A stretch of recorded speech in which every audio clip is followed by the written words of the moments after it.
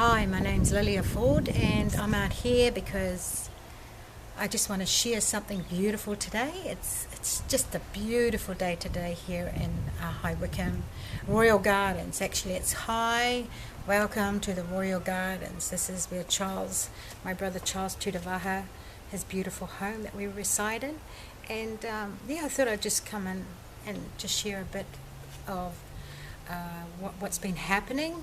I just started my first job, and it's not my first job, it's my second job, but my first one is doing catalogues, delivering them.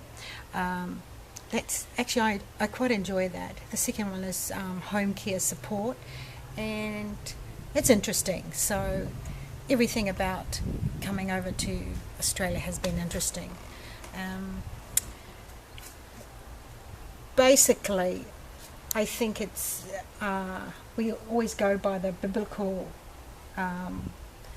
saying of every 7 years, after the resurrection, and so I believe that we came here in a perfect time. After the resurrection, everything just started happening. So this will be our 9 months into Australia, but everything, I think, if you were to just follow and wait until what God says, what God is shaping you for, and what your gift is and your talents are, He'll definitely give you all those things and more.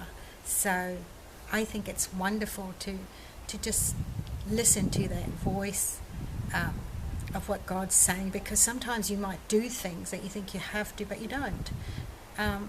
I just believe that whatever you need to do, do it. Even if it maybe sounds wrong to other people, but for yourself, basically, I think you're here for a purpose. We're all here on this earth for a purpose, and that purpose is to use the gift that God has given you, and that gift is only you, between you and God. You know that. So if you're doing something, you're not feeling good about it, don't do it. Go and do something you really want to do, and then watch the results. It'll be beautiful. That I believe to be so.